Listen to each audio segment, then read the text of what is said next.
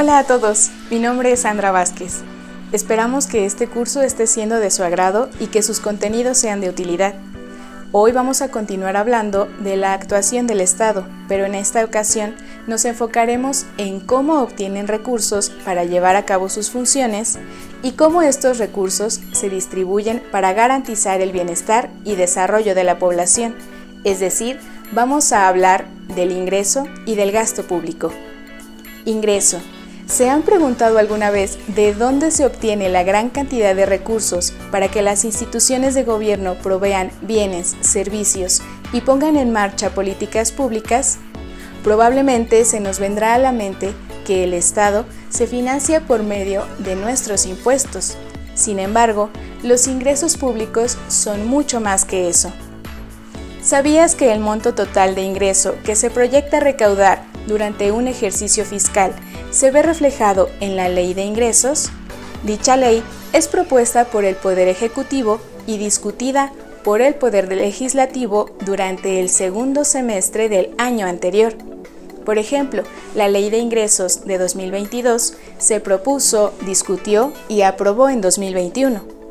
En los contenidos de esta ley es posible identificar los ingresos tributarios e ingresos no tributarios. Los tributarios tienen una naturaleza obligatoria para todos los contribuyentes y son los que conocemos como impuestos. Por ejemplo, el impuesto al valor agregado, IVA, y el impuesto sobre la renta, o sea, el ISR.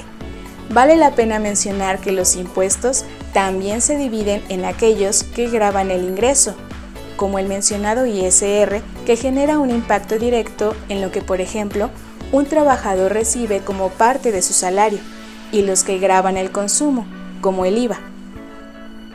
Los ingresos no tributarios son percibidos por el gobierno federal en forma de derechos, productos o aprovechamientos, así como los ingresos generados por empresas que se encuentran bajo el control presupuestario directo. Ejemplo de este tipo de ingresos son aquellos que reciben Petróleos Mexicanos por concepto de su producción y venta de hidrocarburos. Entonces, la captación de ingresos, sea del tipo que sea, es algo básico para el funcionamiento del gobierno, ya que permite atender las demandas y necesidades de la población. Dado que los recursos generalmente son mucho más limitados que las necesidades de la población, es indispensable que el Estado tenga muy claras las prioridades que va a atender. Gasto. La mencionada definición de prioridades se ve reflejada en la conformación del gasto público. En palabras de Ayala Espino, economista y académico, se puede definir al gasto público como el valor total de compras de bienes y servicios realizados por el sector gubernamental en un periodo productivo. Comprende todas las erogaciones en las que incurren los tres poderes de la Unión para el cumplimiento de sus funciones y también para los poderes de los tres órdenes de gobierno, es decir, el federal, el estatal y el municipal. El gasto público comprende así uno de los instrumentos más importantes del Estado, ya que a través de él se reflejan las áreas de interés del gobierno, así como la forma en cómo busca el gobierno incidir en la economía. A veces nos podemos ir con la idea de que los ingresos solo se ocupan para pagar a los servidores públicos, para comprar materiales, etc. Pero es importante saber que también se ocupan para cubrir otras necesidades de gran relevancia, como pueden ser los proyectos y obras de infraestructura, los programas de asistencia social, las becas y también los subsidios, como por ejemplo al transporte público o al combustible. El gasto público a nivel federal se ve reflejado en el presupuesto de egresos de la Federación, que es elaborado anualmente por el Ejecutivo Federal y aprobado por la Cámara de Diputados.